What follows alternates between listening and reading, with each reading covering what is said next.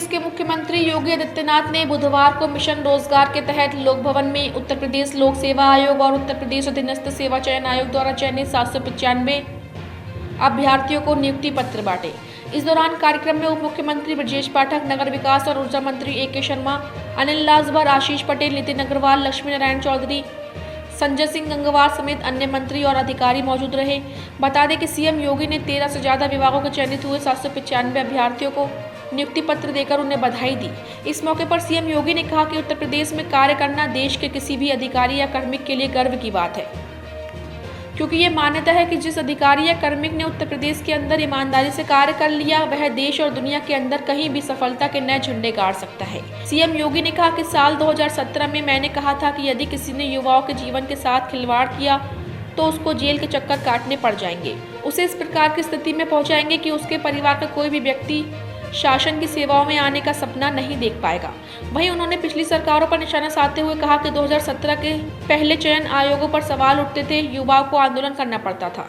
चयन प्रक्रिया के पारदर्शी न होने की वजह से युवाओं को धरना प्रदर्शन और आत्महत्या के लिए विवश होना पड़ता था। भाई भतीजा बात का बोलबाला था, पैसों का लेन देन होता था। आपकी पीढ़ी सौभाग्यशाली है कि आपने अपनी नौकरी के लिए सरकार के समय आवेदन किया, जिसमें पूरी ईमानदारी के साथ चयन प्रक्रिया को आगे बढ़ाया गया है। एक साथ उत्तर प्रदेश सरकार को लगभग 13-14 विभागों को 795 अधिकारी और कार्मिक प्राप्त हो रहे हैं। मैं इस अवसर पर आप सबके चयन के लिए आपको बधाई देते हुए आप सभी का उत्तर प्रदेश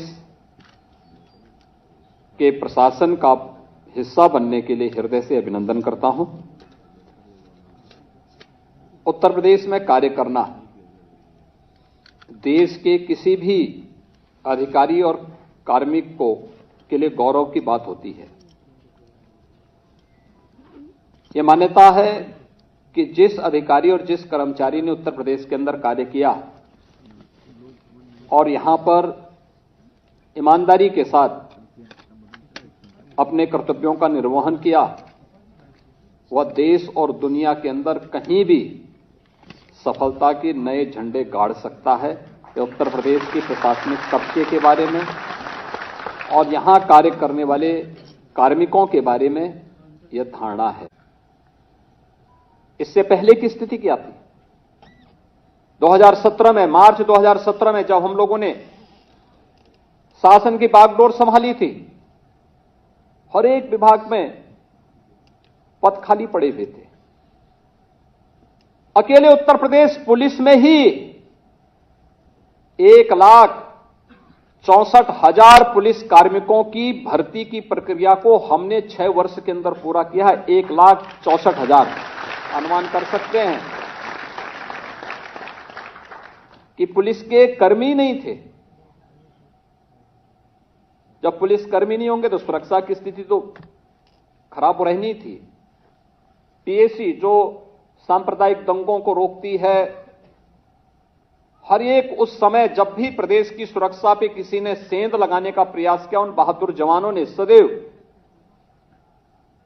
अपनी जान की परवाह किए बगैर प्रदेश की सुरक्षा में सेंध नहीं लगने दिया। 54 कंपनियां पीएसी की समाप्त कर दी गई थी, भर्ती नहीं हो रही थी, क्योंकि भर्ती की प्रक्रिया चाहे वह शिक्षा का हो, चाहे वह सुरक्षा से जुड़ी हुई हमारी पुलिस महकमे का हो या विभिन्न विभागों का हो, ये भर्ती इसलिए नहीं पूरी हो पाती थी क्योंकि भर्ती की प्रक्रिया प्रारंभ होते ही एक तो जितने भी आयोग थे उन सभी चयन आयोगों के ऊपर प्रश्न चिन्ह लगे हुए थे। आप जैसे युवाओं को उस समय आंदोलन करना पड़ता था, 17 के पहले धरना प्रदर्शन, दुर्भाग्य से कुछ युवाओं को आत्महत्या तक करनी पड़ी थी क्योंकि चयन की प्रक्रिया पारदर्शी नहीं थी, ईमानदारी पूर्वक नहीं थी, भाई भतीजेवाद का बोलबाला था, पैसे का लेन देन होता था।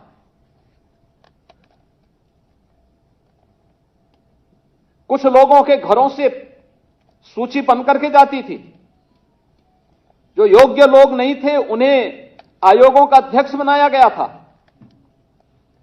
जो स्वयं योग्य नहीं है वह आयोग का अध्यक्ष बनेगा तो आयोग की कार्य पद्धति पर प्रश्न खड़े होंगे ही। और पिछले 6 वर्ष के अंदर आपने देखा होगा किस पारदर्शी तरीके के साथ, क्योंकि हम लोगों ने पहले ही दिन इस बात को कह दिया था, जब विभिन्न आयोगों के साथ मेरी बैठक हुई थी, मैंने इस बात को कहा था, मैंने कहा अगर यूपी के किसी नौजवान के साथ कोई भेदभाव हुआ, उसके जीवन के साथ खिलवाड़ हुआ, तो याद करना खिलवाड़ करने वाला अपनी पूरी जीवन फिर जेल के अंदर सड़ाएगा और जेल के अंदर हम उसे इस स्थिति में पहुंचाएंगे कि आने वाले समय में फिर वह उसके खानदान का कोई व्यक्ति सेवा में, शासकीय सेवा में या किसी इस प्रकार के आयोग में आने का फिर साहस नहीं कर पाएगा।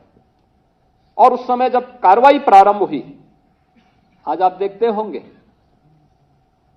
उत्तर प्रदेश देश का एकमात्र ऐसा राज्य है जिसने अपने यहां चयन की प्रक्रिया में पारदर्शिता के साथ साथ जब कहीं कोई टेस्ट भी होता है तो जो मुन्ना भाई जाते थे पहले सॉल्वर के रूप में, इनका भी अब आपने देखा होगा पहले ही उन सबको उठा लिया जाता है।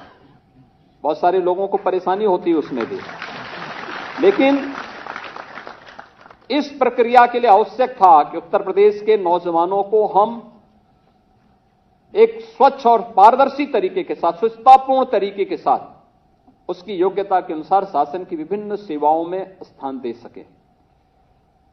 जो उत्तर प्रदेश का नौजवान पहले अपनी पहचान के संकट से गुजर रहा था, उसकी इच्छा होती थी हम भी यहां कार्य करें, या देश के नौजवान के मन में एक भाव आता था हम भी यहां कार्य करें, लेकिन उसका चयन नहीं होता था, उसके साथ भेदभाव होता था।